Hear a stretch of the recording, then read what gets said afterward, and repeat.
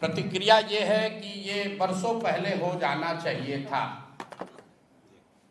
आज आपने अगर सेना का जो अभी प्रेस ब्रीफिंग हुआ है उसमें आपने सुना, उन्होंने कहा कि पिछले 3 दशकों से इस तरह के कैंप, इस तरह की गतिविधियां पाकिस्तान के साइड से होती रही हैं। तो अगर आपके घर के मोहल्ले में कोई आपका पड़ोसी बैठकर आपके घर में कंकड़ फेंकता रहेगा, गोला बारूद फेंकता रहेगा, आग के गोले फेंकते रहेंगे, तो आप कब तक बर्दाश्त करेंगे? कभी ना कभी उसका उत्तर दिया ही जाएगा। और आज अगर ये उत्तर दिया जा रहा है तो पूरा देश उसके साथ खड़ा है। मेरा जनसुराज का अपना मानना है कि ये पहले होना चाहिए था, लेकिन अब जब हो रहा है तो इसको समुचित तौर पर किया जाए, इतनी ताकत से इसको खत्म किया जाए कि फिर से ये न पनपे।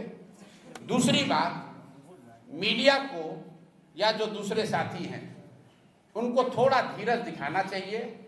लड़ने का काम, देश की सुरक्षा का काम विशेषज्ञों को, सेना के वीरों के लिए छोड़ देना चाहिए। स्टूडियो में बैठकर नया नया शगुफा छोड़ने की जरूरत नहीं है। अगर आप मैच्योर्ड कंट्री हैं, एक गंभीर व्यक्ति हैं, एक बड़े राष्ट्र के नागरिक हैं, देश से प्यार करते हैं, तो सेना को अपना काम करने दीजिए, विशेषज्ञों को इसकी व्यवस्था करने दीजिए। आप और हमसे आपसे अपेक्षा ये है कि हम लोग पूरी तरीके से अपने प्रार्थनाओं में, अपनी दुआओं में, अपनी भावनाओं में, अपने कार्यशैली में सेना के प्रति, और जो सेना के साथ जो साथी इसमें जुड़े हुए हैं, जो इस काम को कर रहे हैं, हम लोग उनके साथ खड़े रहें। इसका मजाक न बनाएं, इसको टीआरपी बढ़ाने का जरिया न बनाएं। ये गंभीर मामला है। और हम लोग अंतिम बात इसमें ये कहना चाहते हैं कि जनसुराज परिवार की ओर से हम लोग इस बात के लिए प्रार्थना करते हैं कि कोई भी भारतीय नागरिक, कोई भी जवान उस हताहत न हो, भगवान न करे किसी के साथ कोई दुर्घटना ना हो। आपके हमारे लिए ये कहना बहुत आसान है कि फलाना आदमी, इतने लोग शहीद हो गए। आपके लिए वो कहानी हो सकती है, किसी के लिए वो परिवार है, किसी के लिए वो जिंदगी है। तो हम लोग ये प्रार्थना करते हैं कि ये जो भी कार्रवाई चल रही है, इसमें भारत के लोगों का, जो साथी, जो यहाँ के वीर पुत्र, जो लोग लड़ रहे हैं या जिनको जो जिम्मेवारी दी गई है, जो जिम्मेवारी निभा रहे हैं, उनको, उनमें से कोई हताहत ना हो, उनको कोई उनके साथ दुर्घटना ना हो। बाकी जो कुछ भी जिम्मेवारी नागरिक होने के नाते हम लोग पर होगी, जो सरकार और सदन तय करेगी, हम लोग सब उसमें साथ खड़े रहेंगे। इसी सवाल को आगे बढ़ाते हुए विपक्षी पार्टियां जो वो दिन गिनती कर रही है कि 13 दिन हो गए, 14 दिन हो गए, सरकार अटैक क्यों नहीं कर रही है? क्या किसी देश पर अटैक कर देना इतना आसान है? हम उदाहरण के तौर पर इजराइल और रसिया को देख रहे हैं।